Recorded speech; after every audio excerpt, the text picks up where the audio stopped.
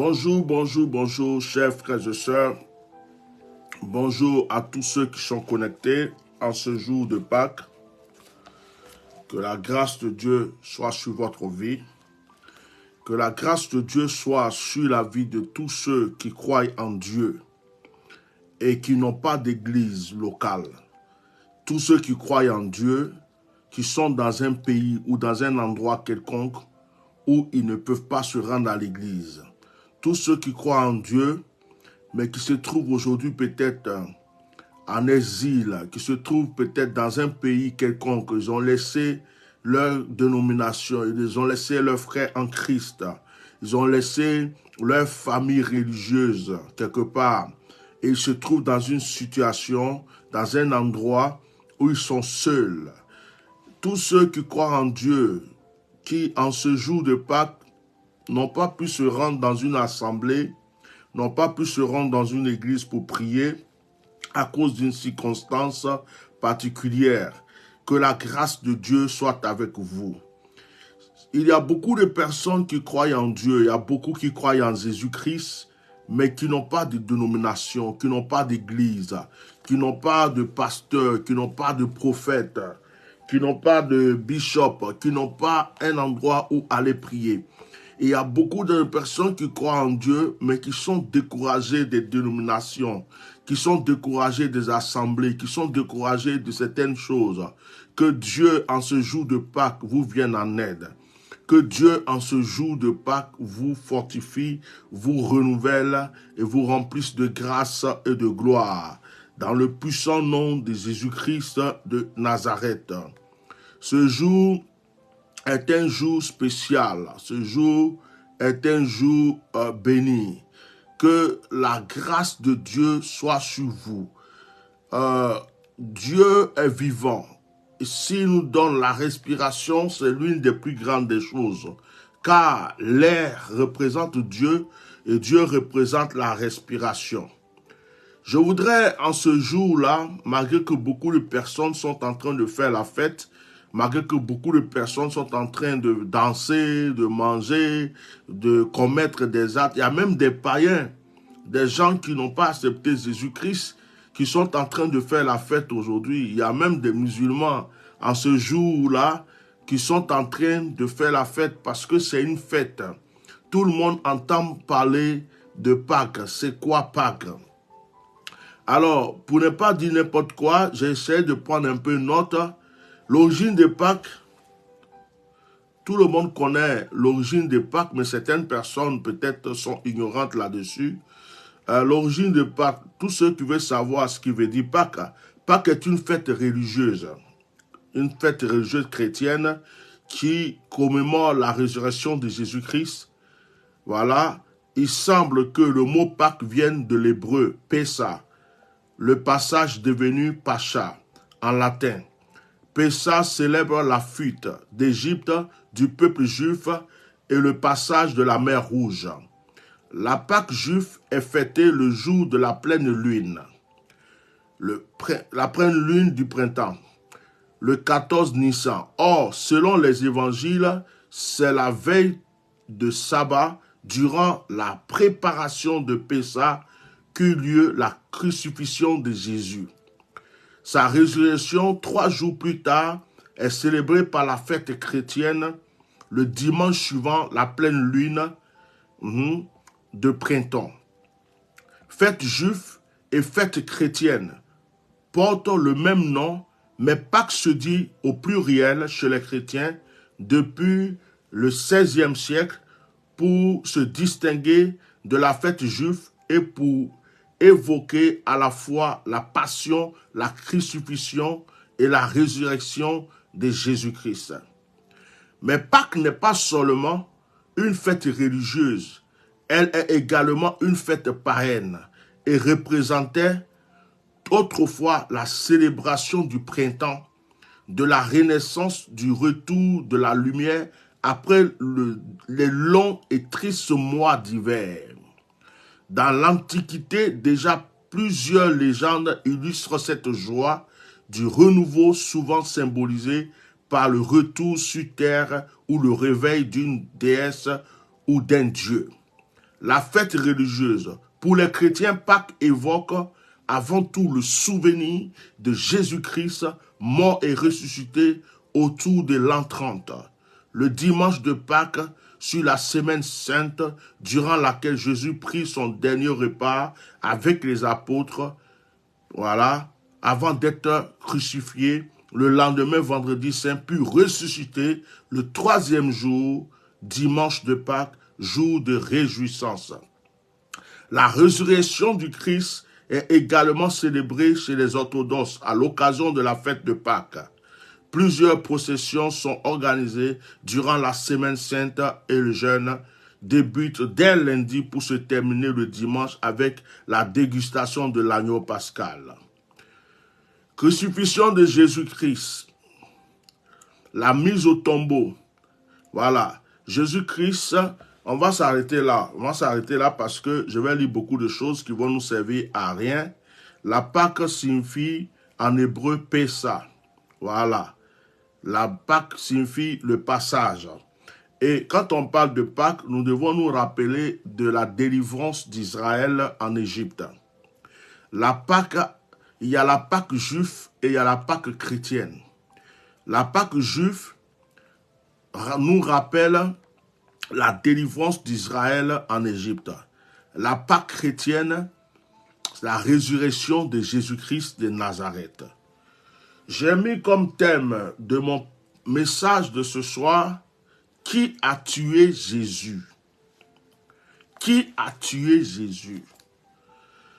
Je vais vous dire que il y a des années de cela, des moments de cela que ce thème est dans ma tête. Je ne sais pas pourquoi, je n'ai jamais prêché là-dessus. Ce thème est dans ma tête. Il arrive que souvent je me lève et dans mon esprit, j'entends qui a tué Jésus. Dans mes pensées, j'entends qui a tué Jésus. Plusieurs fois, ça m'est arrivé de recevoir cette question dans mon esprit. Qui a tué Jésus? Qui a tué Jésus? Et la réponse est très vague pour moi. La réponse, il y a plusieurs réponses dans mon esprit. Mais ce soir, je vais prêcher.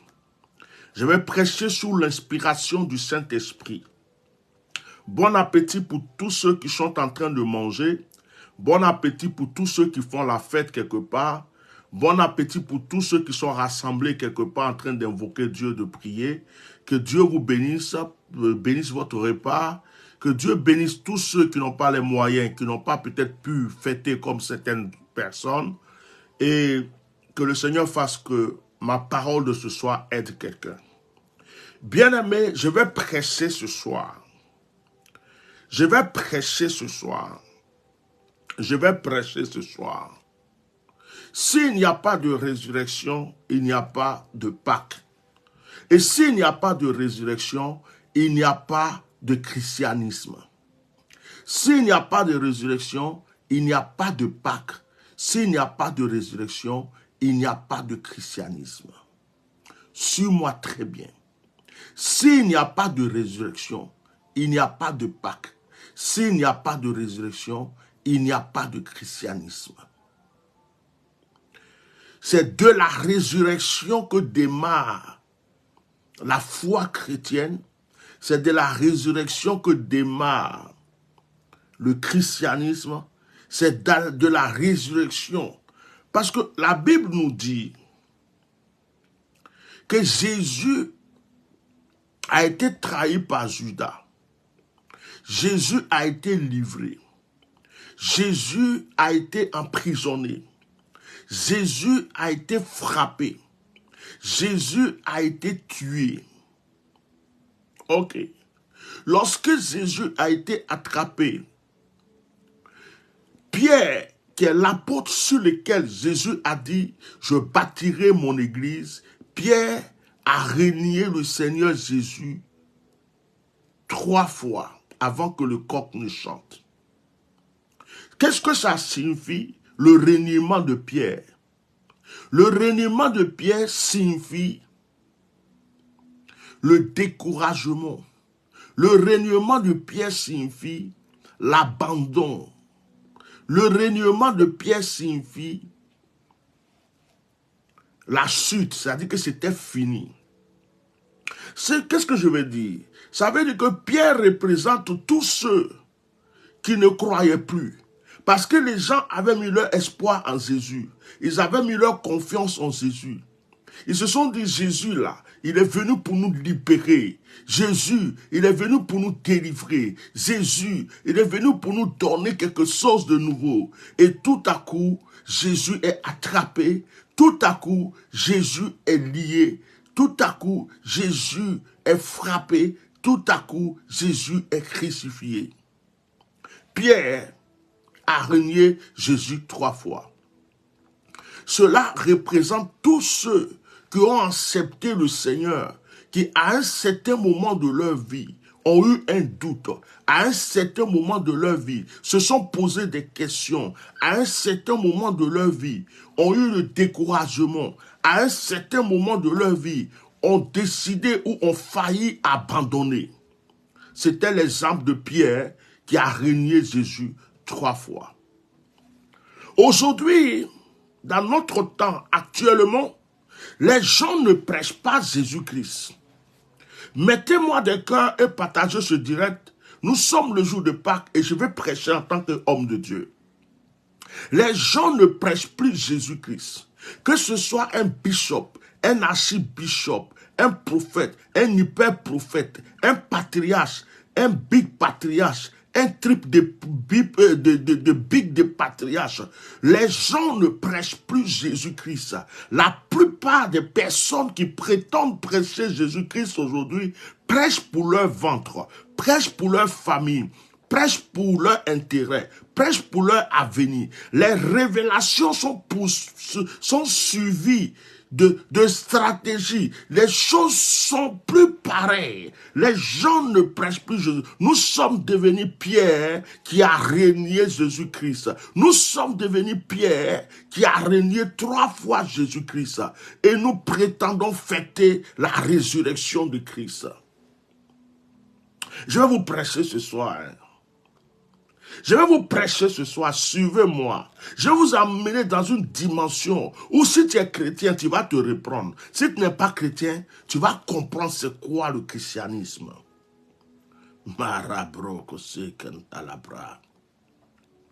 Jésus, lorsqu'il vivait avec ses disciples, a dit à Pierre, tu es Pierre, sur toi je bâtirai mon église. C'est en toi, Pierre, j'ai mis ma confiance. Combien de fois le Seigneur a mis sa confiance en nous?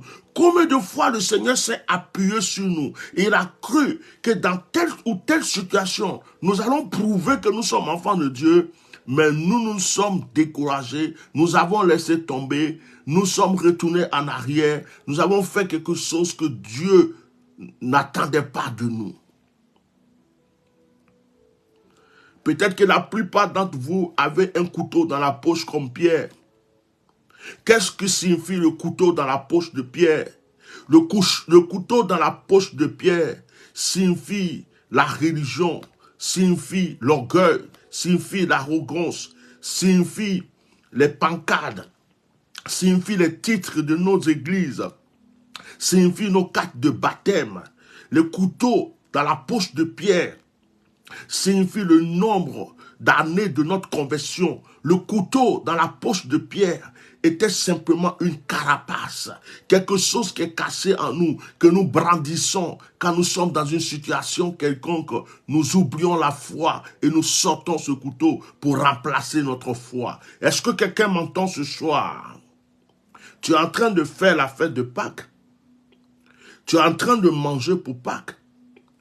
Tu es en train de fêter la délivrance. Tu es en train de fêter la résurrection. Arrête de manger. Écoute ce que je te dis aujourd'hui.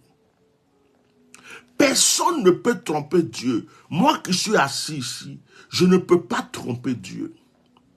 Dieu connaît tous les détails de notre vie. Quand nous respirons, tout ce que nous faisons. Si nous faisons semblant, Dieu le sait. C'est pourquoi j'ai décidé d'être sincère. Si c'est dans le péché, je vais être sincère. Si c'est dans la vérité, je vais être sincère. Dans n'importe quoi que je ferai dans ma vie, je vais être sincère. parce que je ne peux rien cacher à Dieu. Écoutez-moi bien ce soir. Le Seigneur dit à Pierre, sur toi Pierre, je vais bâtir mon église. Sur toi Pierre, je vais construire mon église. Mais le même Pierre à qui Jésus dit ça, pendant que Jésus est saisi, pendant que Jésus est attrapé, ce Pierre va renier Jésus 3 fois avant que le coq ne chante. Mais avant que Pierre ne renie Jésus, Pierre avait déjà sorti un couteau. Pierre avait dit, je suis de Christ. Pierre avait dit, je suis converti. Pierre avait dit, ma vie appartient à Christ. Est-ce que vous pouvez me mettre des cœurs, me signifier votre présence? Est-ce que vous pouvez partager ce direct encore? Est-ce que vous pouvez inviter des personnes à écouter ce message? Pierre avait dit, je suis converti, je suis de Christ. Il a pris son couteau pour prouver qu'il est chrétien, pour prouver qu'il appartient à Christ. Je suis baptiste, je suis pentecôtiste, je suis évangélique, je suis chrétien. Combien de personnes ont jugé leur frère parce qu'il est tombé dans un péché? Combien de sœurs ont jugé un frère parce qu'on a entendu qu'il a fait ceci ou cela? Combien de personnes se sont retirées d'une personne parce qu'on a entendu qu'il a commis tel ou tel péché? C'était une manière de brandir notre couteau. C'était une manière de brandir notre couteau, de prouver que nous, on appartient à Christ. Oui. Mais lorsque la situation s'est présentée, là où Pierre devrait démontrer qu'il était réellement avec Jésus, il a renié Seigneur Jésus 3 fois. Frère, qui a tué Jésus? Qui a tué Jésus? Si je vous pose la question, vous allez me dire, ce sont les Romains, ce sont les Juifs, ce sont les ennemis de ceci, c'est ceci. Mais frère, tu as tué Jésus. J'ai tué Jésus. Nous avons tué Jésus. Jésus est mort à cause de nous. À chaque fois que nous régnons le Seigneur, à chaque fois que nous faisons quelque chose qui n'est pas la volonté de Dieu, à chaque fois que nous devenons lâches dans la foi, à chaque fois que nous abandonnons ce que Dieu veut de nous, nous tuons le Seigneur. Qui a tué Jésus? Aujourd'hui, l'évangile n'est pas prêché. C'est la concurrence qui est prêchée. C'est le m'as-tu vu qui est prêché. C'est qui sait parler le plus qui est prêché. Qui sait s'exprimer le plus qui est prêché. Qui peut avoir plus de foule qui est prêché. Mais Jésus-Christ n'est pas mis au centre. Il y a beaucoup d'églises aujourd'hui qui tuent Jésus. Il y a beaucoup de religieux qui tuent Jésus. Il y a beaucoup de pasteurs qui continuent de tuer Jésus. Il y a beaucoup de prophètes qui tuent Jésus. Il y a beaucoup de personnes qui prétendent aimer Dieu, aimer Jésus-Christ, qui tuent Jésus en ce moment même, aujourd'hui, où je vous parle. Qui a tué Jésus?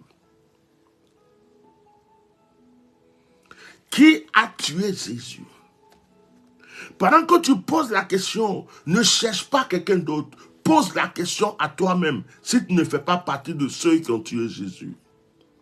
Si Jésus était devant toi aujourd'hui, n'allais-tu pas crier crucifie-le pour protéger ta vie?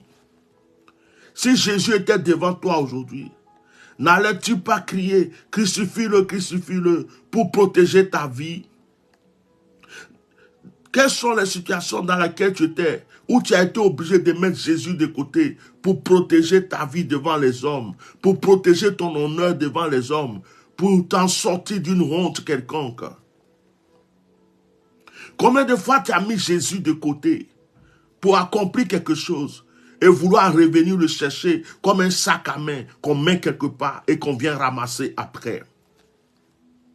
Il est temps de prendre conscience.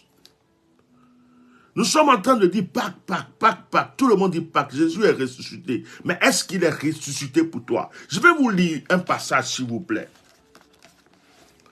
Jean chapitre 20. Jean chapitre 20. Est-ce que je peux vous lire Jean chapitre 20?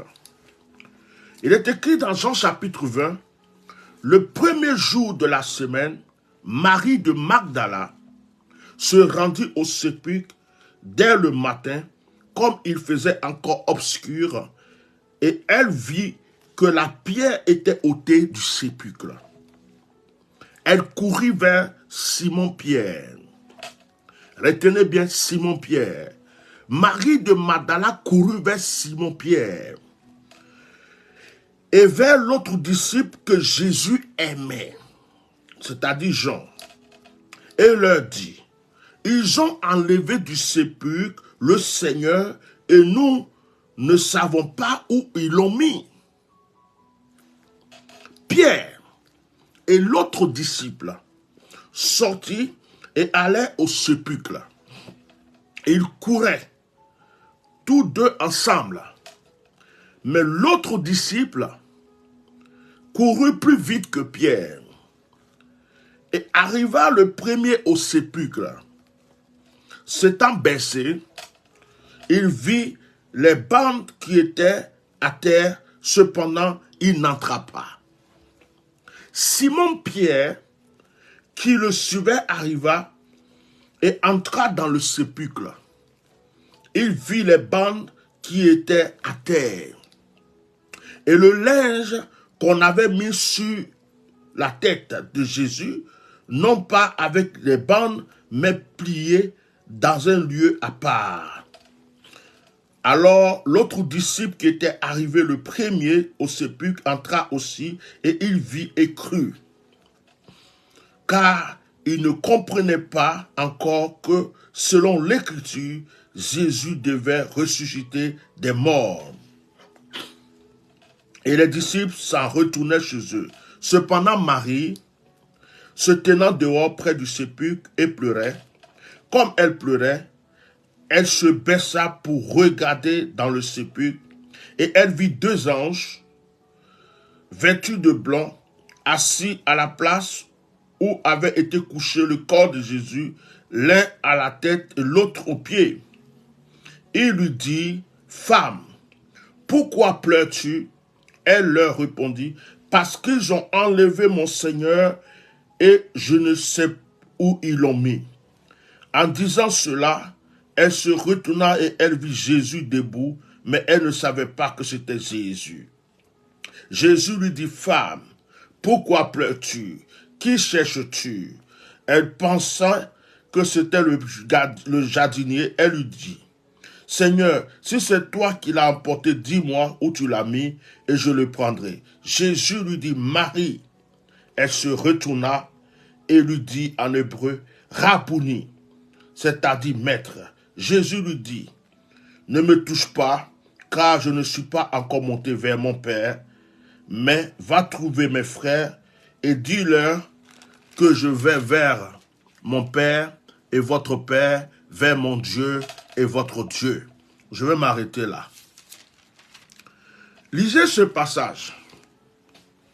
Vous voyez dans ce passage que la Bible dit que le premier jour de la semaine,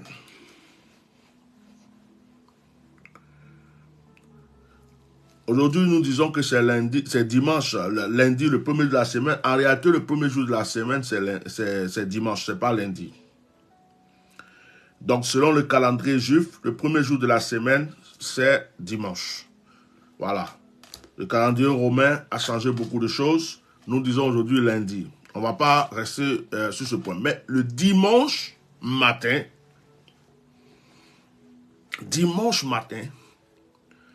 Marie de Magdala, c'est pas Marie la mère de Jésus, c'est Marie-Madeleine. Marie-Madeleine a été la première qui a vu le tombeau vide. Marie de Madeleine est une femme. Si on veut parler de prêcher l'évangile, c'est prêcher la résurrection de Jésus-Christ. Prêcher l'évangile, c'est prêcher que Christ est mort et qu'il est ressuscité. La personne qui a prêché la première fois, qui a annoncé que Jésus est ressuscité, est Marie de Madeleine, Marie de Magdala. C'est-à-dire que c'est la première. C'est une femme qui a annoncé pour la toute première fois que Jésus-Christ a été ressuscité. Vous me suivez?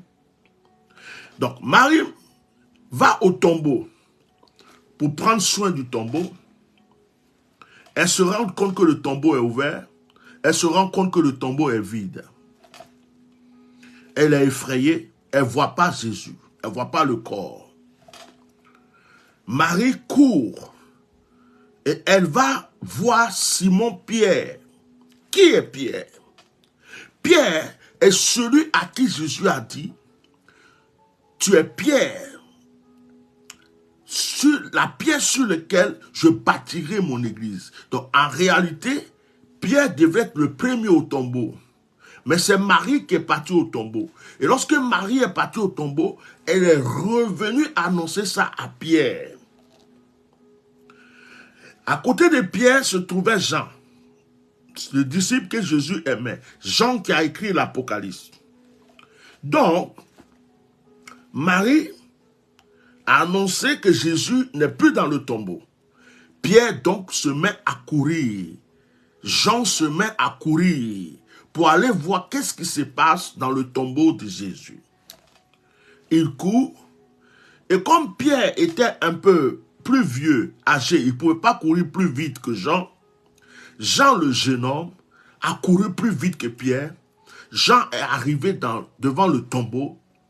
Mais Jean n'est pas rentré dans le tombeau. Jean ne pouvait pas rentrer dans le tombeau avant Pierre. Je m'arrête là un instant pour dire à tous ceux qui sont pressés. Il y a des jeunes qui sont plus pressés que les vieux. Il y a des gens qui sont pressés. Ils veulent tout de suite devenir milliardaires. Ils veulent tout de suite devenir millionnaires. Ils veulent tout de suite être le plus grand prophète du monde entier. Tout de suite, ils ont accepté le Seigneur. Ils ont reçu un appel. Il faut qu'on les appelle père, qu'on les appelle rabbi, qu'on les appelle patriarche. Il y a des gens qui sont plus pressés. Ils ne respectent plus leur père spirituel. Écoutez, devant le tombeau, Jean a couru plus vite que Pierre, mais Jean ne pouvait pas rentrer dans le tombeau. Rentrer dans le tombeau, c'était une autre chose. Courir pour venir devant le tombeau, c'était aussi une autre chose. Ils étaient devant le tombeau. Mais celui qui devait rentrer le premier était Pierre. Parce que c'est à Pierre qu'on avait remis les clés du royaume des cieux. Marie de Magdala, qui a été la première à voir le tombeau ouvert, était une femme. Et c'était pas à elle qu'on avait remis les clés du royaume des cieux. Elle ne pouvait pas rentrer dans le tombeau. Il fallait que Pierre rentre le premier. Lorsque Pierre rentre, tout le monde peut rentrer après. Il y a des gens que Dieu a destinés. Il y a des gens à qui Dieu a donné une grâce particulière. Il y a des gens à qui Dieu a donné un pouvoir, quelque chose de particulier. C'est eux qui doivent d'abord ouvrir la porte. Dès qu'ils ouvrent la porte, tout le monde peut rentrer. Mais si tu n'es pas cette personne et que tu veux forcément ouvrir les portes, tu vas te cogner toujours le visage. Tu vas te cogner toujours la face. Il y a quelqu'un qui doit t'ouvrir une porte pour que tu aies l'excellence. Il y a quelqu'un qui doit t'ouvrir une porte pour que la gloire soit dans ta vie. Il y a quelqu'un qui doit t'ouvrir une porte pour que ta destinée change. Tu peux être aimé par Dieu. Jésus aimait Jean. On dit que Jean était l'apôtre le plus aimé par Jésus. Mais ce n'est pas parce que Jésus aimait Jean plus que tous les autres apôtres, que Jean avait le droit de rentrer le premier dans le tombeau. Malgré l'amour que Jésus portait pour Jean, Jean était obligé de s'arrêter devant le tombeau pour attendre que Pierre rentre. Parce que c'est Pierre qui devait d'abord rentrer. Et tu n'as pas besoin de dire, moi aussi je suis chrétien, moi aussi je vais à l'église, moi aussi Dieu m'aime, moi aussi je suis baptisé du Saint-Esprit, moi aussi je parle en langue. Tout ça, c'est l'amour de Dieu. On sait que Dieu le fait pour chacun de nous. Mais il y a des choses que tu ne peux pas faire parce que Dieu a remis ça à quelqu'un. Et c'est cette personne-là qui doit faire pour que tu le suives. C'est pourquoi il est écrit dans la Bible que Il y a 5 ministères. Il y a le ministère de l'apôtre, il y a le ministère du prophète, il y a le ministère du pasteur, il y a le ministère du docteur, et il y a le ministère de l'évangéliste. Ça veut dire quoi? Dieu a choisi des gens pour ouvrir des portes. Il y a une porte que le prophète doit ouvrir pour toi. Il y a une porte que l'apôtre peut ouvrir pour toi. Il y a une porte que le pasteur peut ouvrir pour toi. Et puis tu rentres dans cette porte et tu t'épanouis. Ne dites pas tout le temps, moi aussi je suis chrétien. Christ est mort pour nous tous. Il y a des choses que Dieu ne te laissera pas faire parce qu'il a confié au prophète. Il y a des choses que Dieu ne te laissera pas faire parce qu'il a confié à l'apôtre. Il y a des choses que Dieu ne te laissera pas faire parce que c'est entre les mains de l'évangéliste. Est-ce que quelqu'un m'entend ce soir? Ils arrivent devant le tombeau.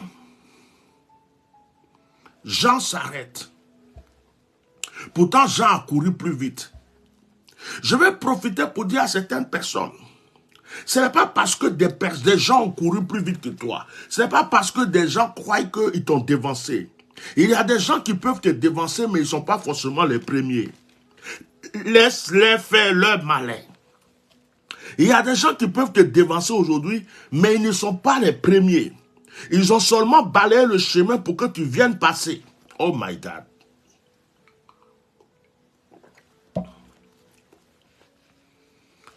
Tu n'as rien perdu, tu n'as pas échoué. Tu n'as encore rien raté. Si des gens t'ont dépassé, si des gens sont allés avant toi, si des gens ont eu une certaine gloire avant toi, si des gens ont été acclamés avant toi, si des gens prétendent avoir l'argent avant toi, c'est parce que Dieu a prévu qu'ils soient ceux-là qui dévancent pour nettoyer le chemin pour toi. Mais tu n'es pas en retard.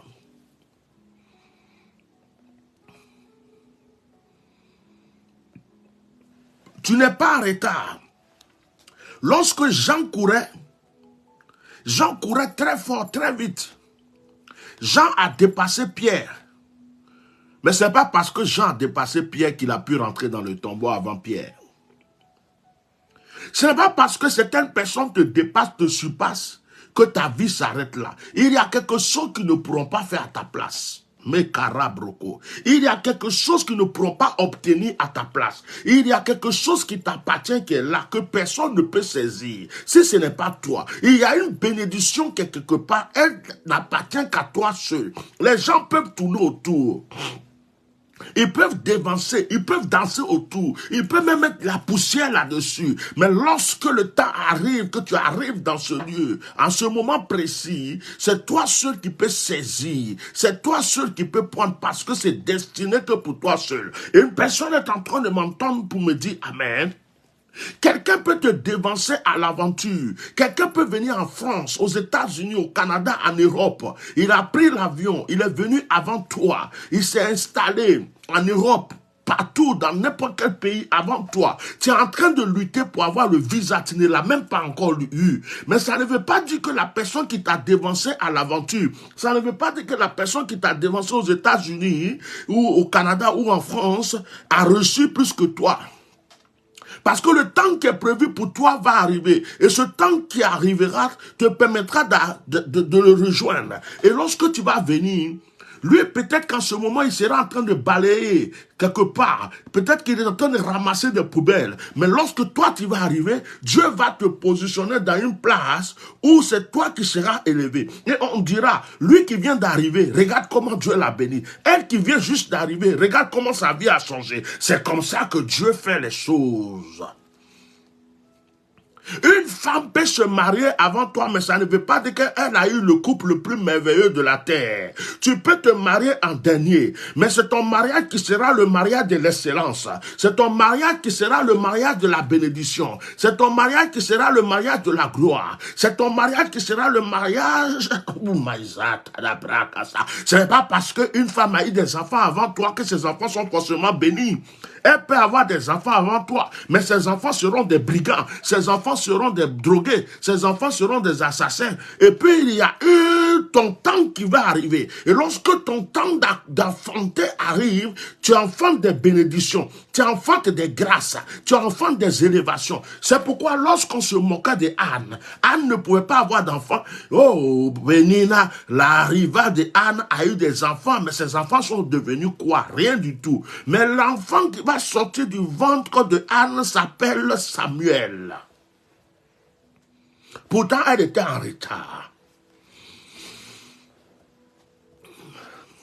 Il y a des gens qui peuvent compter de l'argent aujourd'hui. Il y a des gens qui peuvent te naguer avec de l'argent aujourd'hui. Pendant que tu cherches un petit billet, tu n'as pas. Pendant que tu cherches une petite solution, tu n'as pas. Mais si Dieu veut, ces personnes viendront t'emprunter demain quelque chose. Ces personnes viendront sonner à la porte de ta maison pour dire, s'il te plaît, aide-moi. Ce n'est pas parce que dans la famille, on chante le nom de quelqu'un. On dit que quelqu'un a réussi. Tout le monde danse son nom. Que pour toi n'arrivera pas. Ton temps arrivera. Mais quand ton temps va arriver, cette personne n'est plus à la mode. Elle a fini de gaspiller son temps. Elle a fini de gaspiller sa gloire. Elle a fini de gaspiller sa bénédiction. Et tu prendras son exemple. Son exemple sera un enseignement pour toi. Son exemple sera un enseignement pour toi. Tu diras, oh, telle personne avait eu des millions. Regarde comment il est devenu. Telle personne avait eu des milliards. Regarde comment elle est devenue. Nous tous sommes croyants en cette personne. Regarde sa vie. Je ne vais pas faire la même erreur. Et toi, tu seras en train de bâtir. Et toi, tu seras en train de construire.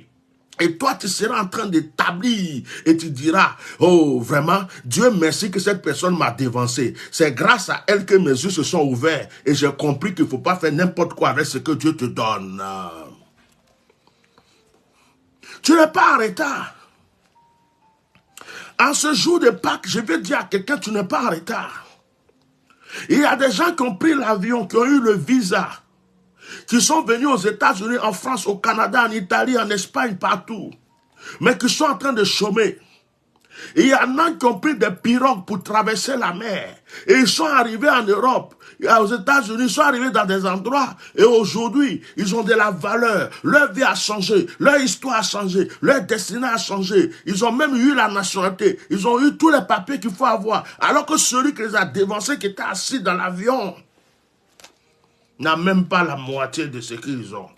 C'est ça la vie avec Dieu. Est-ce que quelqu'un m'entend ce soir? Est-ce que quelqu'un m'entend ce soir? Mettez les cœurs. Je vais vous prêcher ce soir. Pierre arrive lentement.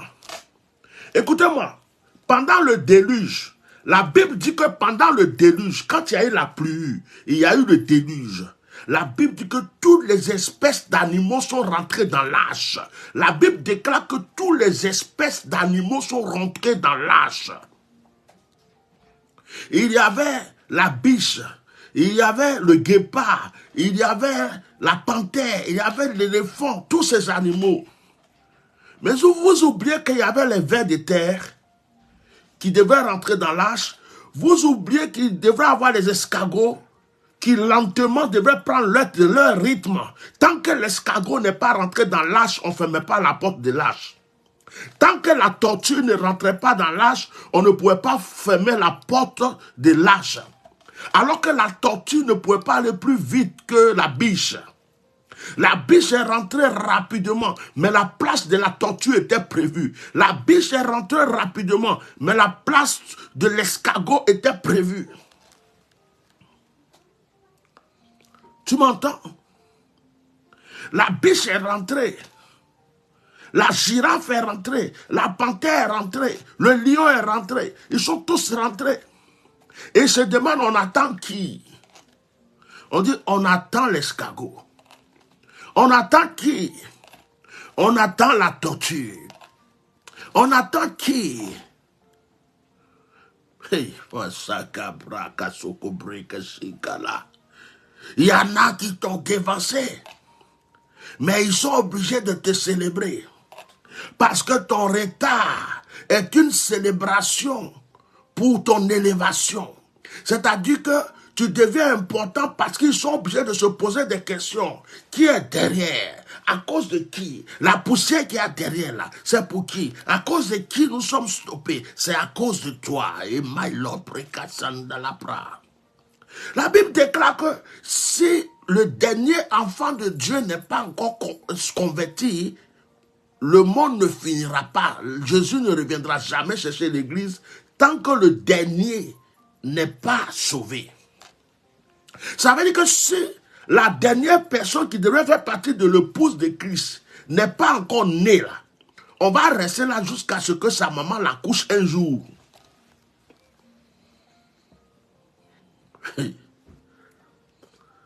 Quand vous dites je suis en retard, vous êtes en train de diminuer la gloire de Dieu. Le mot retard n'existe pas dans le langage de Dieu. Dans le langage de Dieu, il existe le mot plan.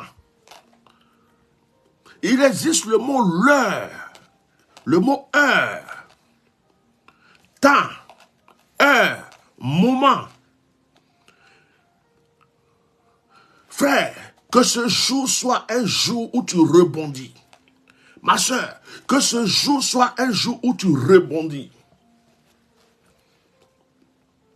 Tu es au Maroc, tu es en Algérie, tu es en Tunisie.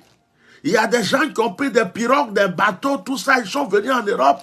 Tu es là-bas, tu cherches 1 franc. Tu dis, moi, si je vais traverser, je vais aller en Europe. Tu ne sais même pas comment faire. Tu crois que ta vie est ratée.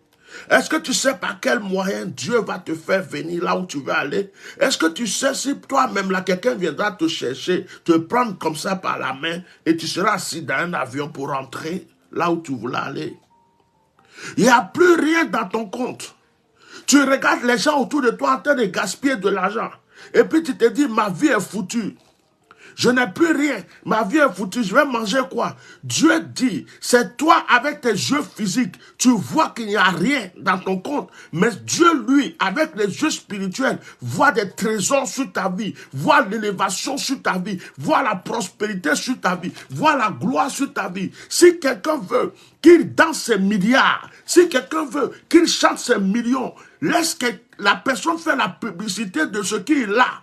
Il n'est pas plus important que toi. C'est pourquoi moi, je ne cours après personne. C'est pourquoi moi, je ne cours après personne. Je respecte tout le monde. Mais quelqu'un qui croit qu'il a l'argent plus que moi, même si mes poches sont vides, je me crois au-dessus de lui. Parce que la richesse que j'ai en moi est précieuse que celle qui se trouve en lui. Il faut te considérer comme ça.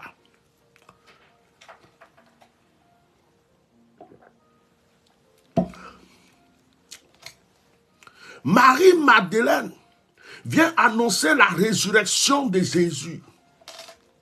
Pendant que tout le monde a perdu l'espoir, chacun est en train de se culpabiliser. C'est à cause de moi qu'il est mort. Oh Jésus, c'est à cause de moi qu'il est mort. Mais pourquoi il est mort? Si je savais, j'allais le sauver. Si je savais, tous ses disciples étaient en train de se lamenter. Pierre, oh, je l'ai renié 3 fois. Pourquoi je l'ai renié? Oh non, je ne suis pas digne. Pourquoi je l'ai renié? Oh non, ma vie. Pourquoi je l'ai renié? Pierre était en train de pleurnicher. Tous les disciples étaient en train de se lamenter. Pendant ce temps, Marie-Madeleine s'est levée pour aller voir le tombeau. Et le tombeau était vide. Elle est venue annoncer à Pierre. Pierre s'est mis à courir pour aller voir la preuve. Mais la Bible dit que lorsqu'ils sont arrivés et qu'ils ont vu que le tombeau était vide, ils sont retournés découragés. Parce qu'ils ne comprenaient pas que c'était la résurrection. C'est Marie-Madeleine seule qui est restée là encore. Et l'ange a apparu à Marie-Madeleine. Et Jésus a apparu à Marie-Madeleine. Frère, il y a des révélations qui ne sont pas pour tout le monde. Frère, il y a des révélations qui ne sont pas pour tout le monde. Vous pouvez être 1 million, 1 milliard de personnes à attendre cette révélation. Dieu va donner qu'à une seule personne. Jean a couru plus vite. Il n'est pas rentré dans le tombeau, c'est Pierre qui est rentré. Parce qu'il fallait qu'il soit le premier à rentrer pour qu'on dise que c'est par lui que l'église a commencé. Ça, c'est autre chose. Mais il n'a pas vu le corps de Jésus. Il est rentré à la maison découragé. Parce que ce n'était pas à lui de voir la révélation de la résurrection de Jésus-Christ. La première personne à qui Jésus-Christ a parlé après sa résurrection, c'est Marie-Madeleine. Respectez les femmes. Dans vos ministères, dans vos affaires, dans vos entreprises, dans tout ce que vous faites, serviteurs de Dieu, prophètes, évangélistes, tout ce que vous êtes, hommes d'État, politiciens, si vous ne respectez pas les femmes qui sont auprès de vous, vous raterez quelque chose. La force de la révélation se trouve entre les mains de la femme. La femme représente l'eau. Quand on dit la vie est féminin. On dit la mer est féminin. On dit la grâce est féminin. On dit la résurrection est féminin.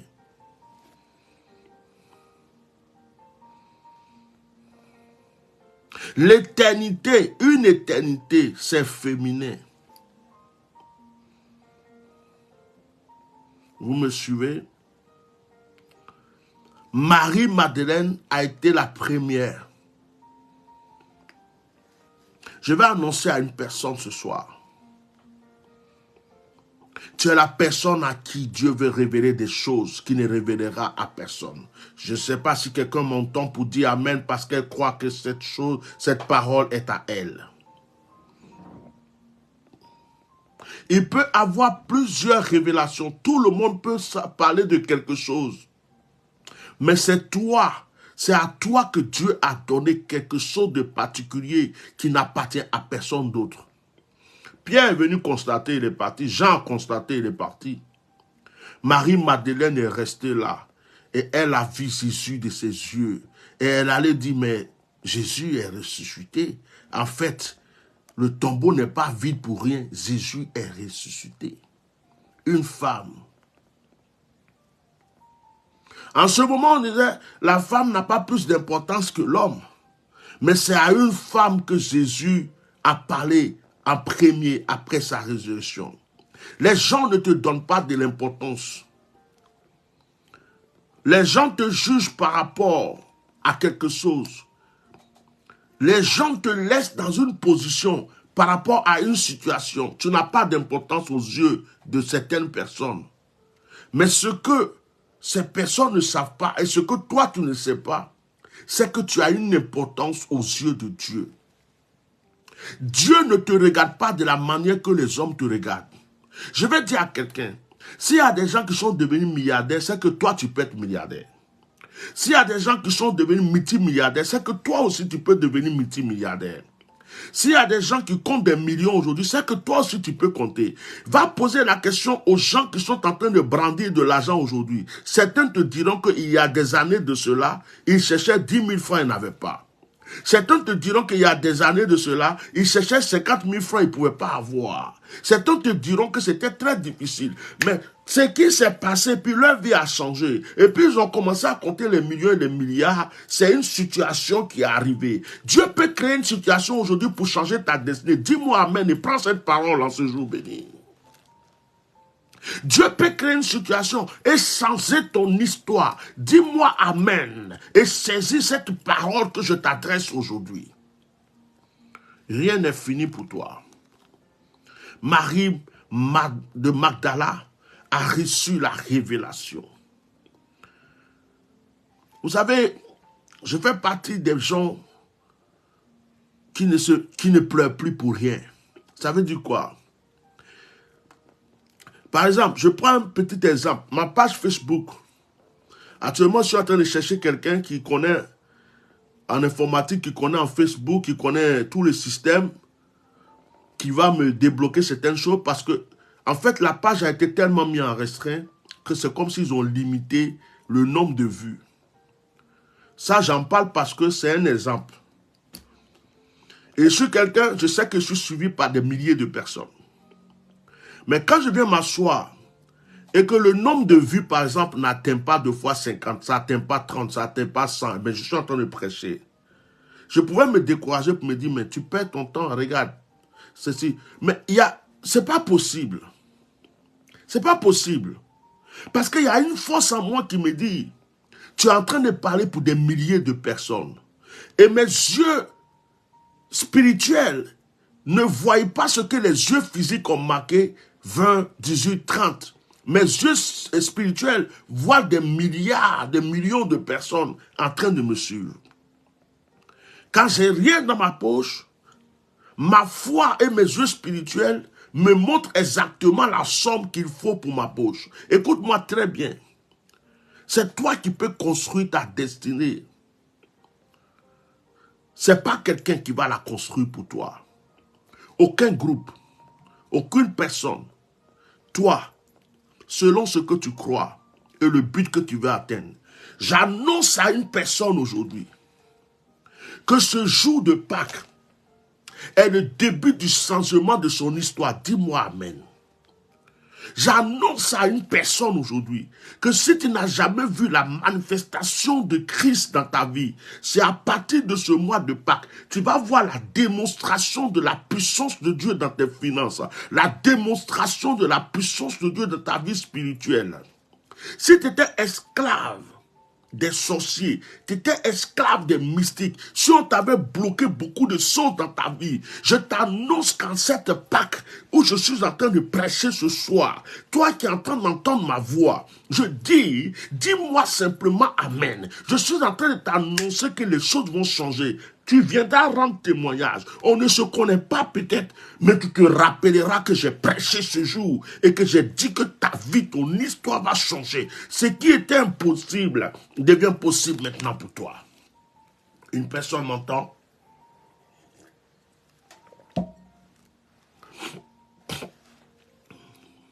Jésus n'a pas dit directement à ses disciples, je vais ressusciter.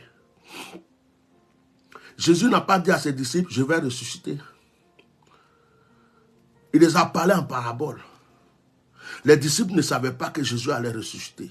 Regarde, les choses que Dieu veut faire pour toi là, les bonnes choses que Dieu veut faire pour toi, les miracles que le Seigneur veut opérer pour toi, la grandeur que le Seigneur veut te donner, l'élévation que le Seigneur veut te donner, la prospérité que le Seigneur veut te donner, il ne viendra jamais te décrire pour te dire, écoute, j'ai décidé de te donner 10 milliards, j'ai décidé de te faire ceci. Le Seigneur ne viendra jamais te donner des détails. Ça va te surprendre. Ça va te surprendre. Ça va te surprendre. Dieu aime nous surprendre avec la grâce, la bénédiction, l'élévation. Ce sont des choses que Dieu prend pour nous surprendre. Tu te lèves le matin, ça frappe à la porte de ta maison et puis on te dit, tiens, c'est pour toi. Au moment où tu ne t'attends pas, ça vient te surprendre et puis ça s'attache à toi. C'est pourquoi il y a des gens qui sont en train de toujours de chercher des révélations auprès des prophètes. Oh prophète, quel est mon avenir? Mais deux fois, tu vas tomber sur des gens qui vont te mentir. Tu vas tomber sur des gens qui vont te raconter des bêtises. Parce que, oui, des gens qui, comment tu vois mon avenir? Comment tu vois mon avenir? Et ils veulent que les prophètes soient maintenant des marabouts, des charlatans, des menteurs, des hypocrites. Comment tu vois mon avenir? Et je vais faire ceci. Oh, il y a des choses que Dieu ne va pas révéler à son prophète. Il y a des choses que Dieu ne va pas te révéler. Il y a des choses que Dieu garde pour lui-même. Il y a des choses que Dieu veut prendre pour te surprendre. Il y a des choses que Dieu veut prendre pour te surprendre. Parce que si Dieu te révèle, tu vas trop parler. Si Dieu te révèle, tu vas trop publier. Si Dieu te révèle, tu vas gâcher tout. Il te surprend. Je vais aller en France. On m'a raté, j'ai raté le visa plusieurs fois. Mais tu as un voyage très béni qui est en train de t'attendre. Et tu ne sais même pas. Au moment où tu ne t'attends pas, boum, quelque chose se passe. Marie de Magdala reçoit la révélation de parler avec Jésus. Après, Jésus apparaît aux autres personnes. Pâques, Jésus est ressuscité. En réalité, si Jésus est ressuscité, c'est que nos finances sont ressuscitées. Notre vie spirituelle est ressuscitée. Si Jésus est ressuscité, on ne devrait plus être malade. Si Jésus est ressuscité, on ne devrait plus avoir de problème. Si Jésus est ressuscité, on ne devrait plus nous voir dans la pauvreté, dans l'échec, dans les blocages. Si Jésus est ressuscité, aucun malheur ne devrait encore dominer notre vie. Ben oui, Jésus est ressuscité. Mais la plupart d'entre nous sommes encore en train d'attendre quelque chose. La plupart d'entre nous sommes encore en train de vivre des épreuves. La plupart d'entre nous sommes encore en train d'attendre un miracle. On attend quelque chose de particulier. Nous nous ennuyons à attendre. Seigneur, donne-moi la gloire. Seigneur, donne-moi l'élévation. Seigneur, je veux que ma vie change. Seigneur, je veux que ceci, cela. Et souvent, on croit que Dieu ne nous entend pas. Nous sommes devenus comme Pierre. Lorsqu'on a saisi Jésus, on réunit le Seigneur 3 fois. On finit de réunir le Seigneur, on se répand un peu. Pourquoi j'ai fait ça? On va s'asseoir et puis on se met à pleurer, à s'apitoyer. Oh Jésus, j'avais tellement compté sur lui. Oh oh, je ne sais plus ce que je vais faire. Je croyais qu'il allait changer mon histoire. Je croyais qu'il allait changer ma destinée. Je croyais que. Et puis nous régressons. Je suis venu encourager une femme. Je suis venu encourager un homme. Je suis venu encourager quelqu'un. Ce ne sont pas les Juifs et les Romains. Ce ne sont pas ceux qui étaient là au temps de Jésus qui ont tué Jésus seulement. Tu l'as aussi tué. Qui a tué Jésus? Moi, j'ai tué Jésus. Toi, tu as tué Jésus. Nous avons tué Jésus. C'est nous qui l'avons tué. C'est nous. C'est nous. Car Dieu a tant aimé le monde qu'il a donné son Fils unique, afin que quiconque croit en lui ne périsse point, mais qu'il ait la vie éternelle. C'est nous qui avons tué Jésus. C'est par amour pour nous que Jésus est mort. C'est à cause de notre miracle que Jésus est mort. C'est à cause de notre délivrance que Jésus est mort. C'est à cause de la chose pour laquelle nous pleurons chaque jour que Jésus est mort.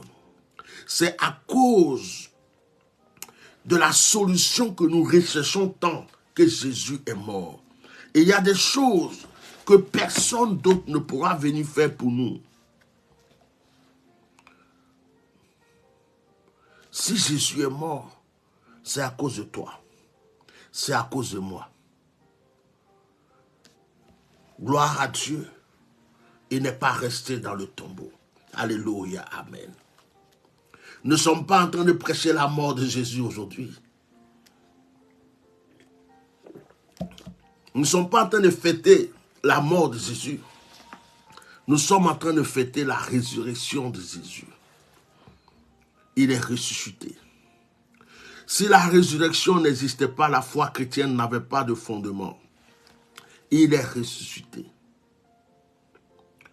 Il est ressuscité. Ça veut dire qu'il est revenu avec l'espoir. Il est revenu avec la solution. À chaque fois que tu vas traverser une épreuve, à chaque fois que tu vas traverser une difficulté, frère, rappelle-toi que Jésus n'est pas resté dans le tombeau. Rappelle-toi que tu as tué Jésus. Il est mort à cause de toi, mais il a été ressuscité aussi à cause de toi.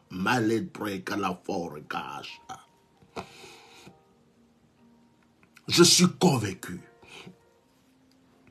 que le Seigneur ne te laissera pas dans cette souffrance.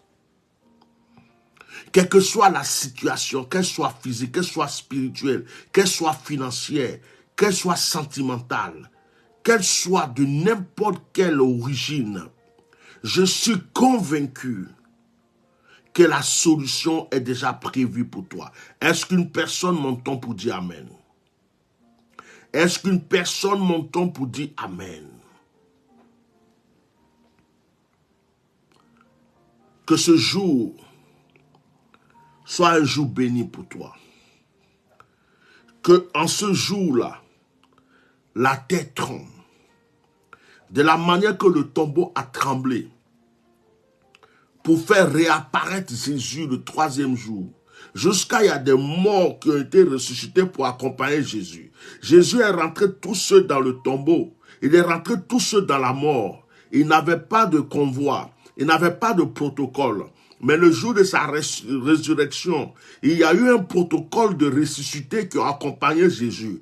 Il y a des morts qui étaient morts depuis longtemps, qui sont sortis du tombeau pour attester la résurrection de Jésus-Christ. Qu'est-ce que ça veut dire? Lorsque Jésus rentre dans la mort et qu'il ressuscite, il ressuscite avec des morts.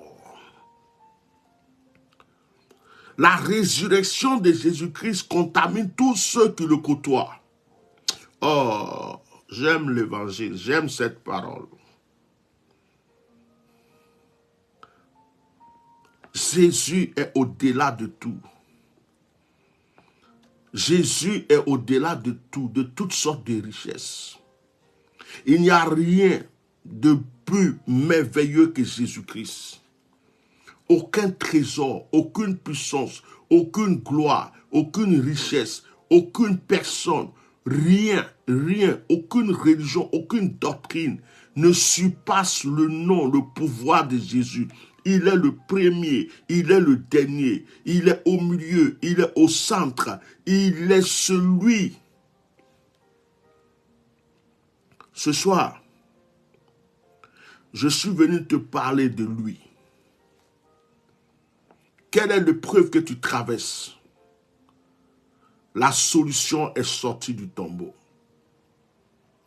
Ressusciter.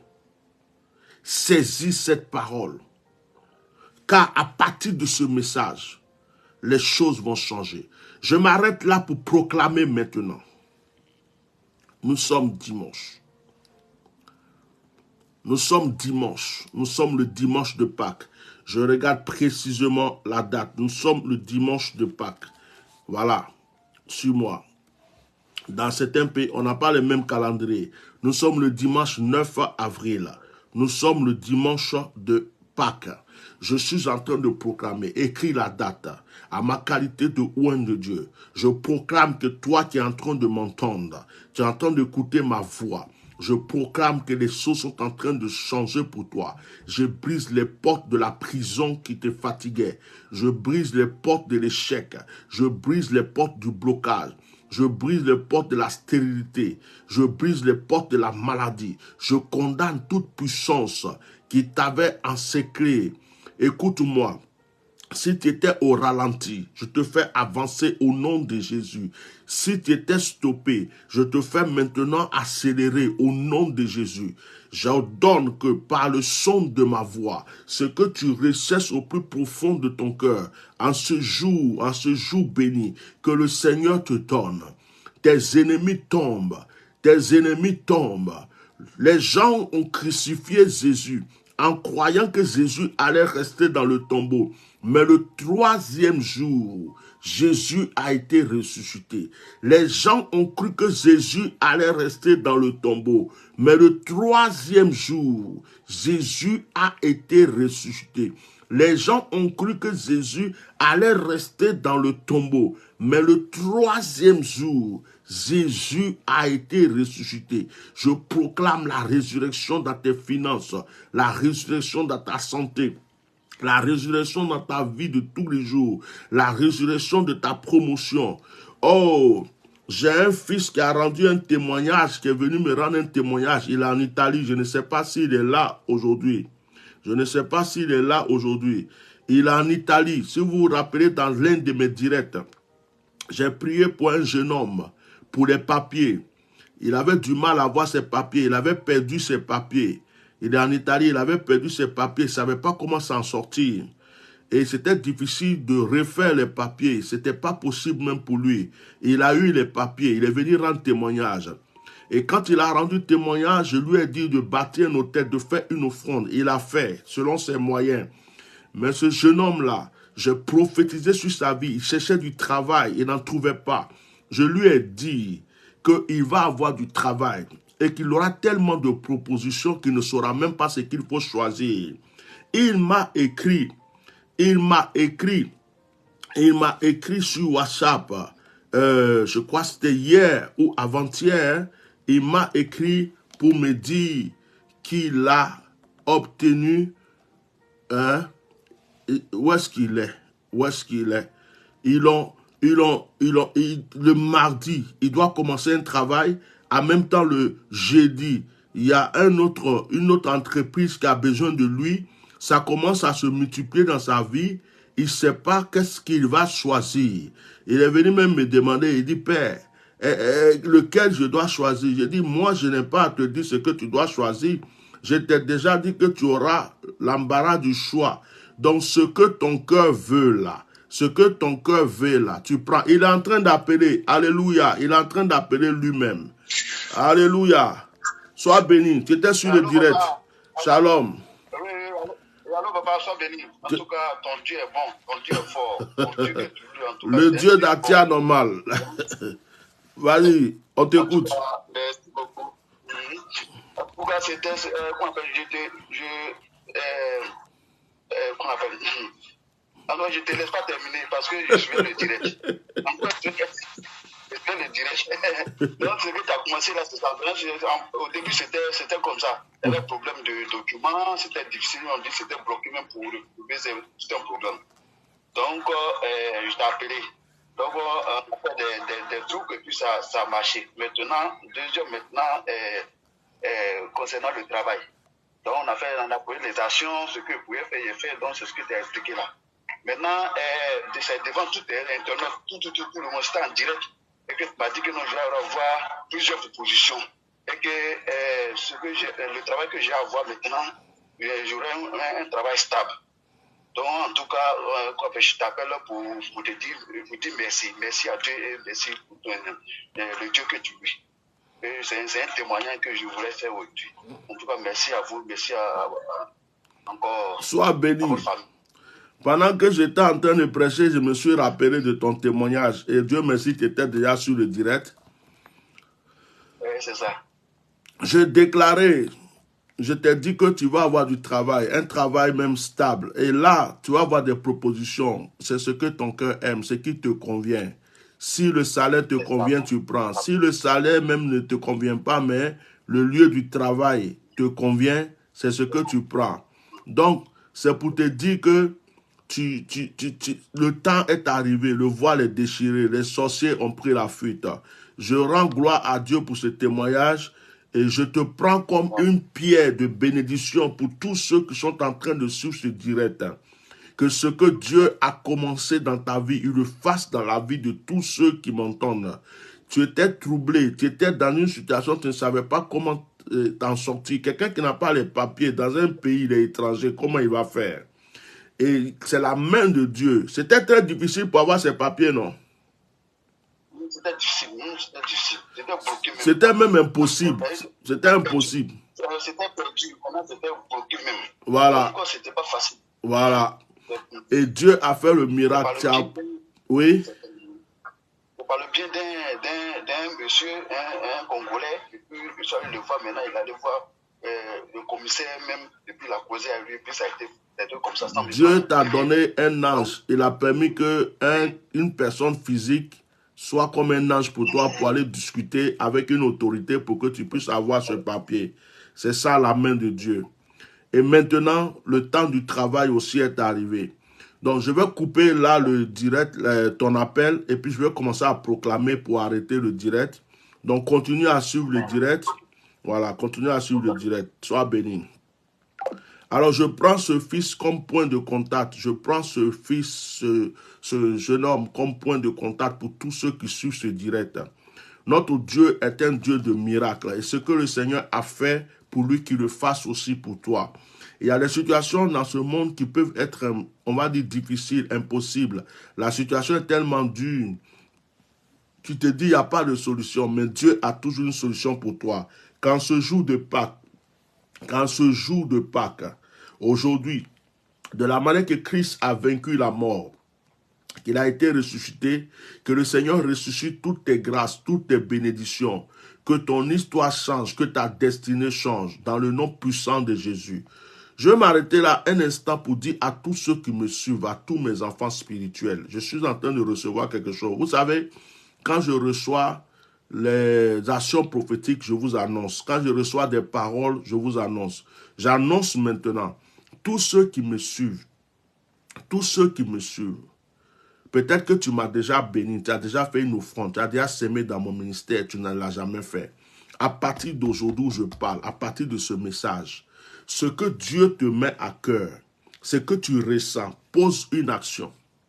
Même si c'est un grain, même si c'est 1 centime, même si c'est 2 centimes, pose une action sur cette parole que je suis en train de prêcher. Dis au Seigneur, je pose cette action, je m'appuie sur ce jour de ta résurrection, je m'appuie sur les paroles de ton prophète, de ton serviteur, et je fais cette sémence, je pose cette action, je bâtis cet autel pour ceci. Donc la chose qui te tient à cœur, tu dis ça au Seigneur. Si c'était le mariage, si c'était l'enfantement, si c'était un voyage, si c'était un déblocage, c'était quelque chose, pose cette action. Si tu as le numéro de ma secrétaire, tu l'appelles pour lui dire ce que tu veux faire. Si tu n'as pas le numéro de ma secrétaire, que tu as mon numéro, tu m'appelles. Dans le cas contraire, tu m'envoies un message si tu veux le faire et puis moi, je t'envoie le numéro. Par contre, je suis en train d'écrire le numéro de la secrétaire. Je suis en train d'écrire le numéro de la secrétaire pour ceux qui aimeraient avoir le numéro de la secrétaire. Voilà. C'est un numéro sur WhatsApp. Ça veut dire quel que soit le pays où tu es, tu peux appeler sur ce numéro sur WhatsApp. Il est là, il est épinglé. Pose une action, pose un acte de foi sur cette prédication que je viens de donner aujourd'hui. Prends cette prédication comme un ange. Prends cette prédication comme si tu étais devant Melchisedec pour donner ta dîme, pour que Melchisedec proclame sur toi, pour que ta destinée change. Voilà, je n'ai pas cette habitude dans mes prédications, mais je viens de recevoir que toute personne qui s'aimera quelque chose à partir de ce jour-là, sur cette parole, pour un nouveau départ avec le Seigneur le fera. Sur ce, je vais proclamer et je vais m'arrêter là. Dans le nom de Jésus-Christ, je déclare un nouveau départ dans ta destinée.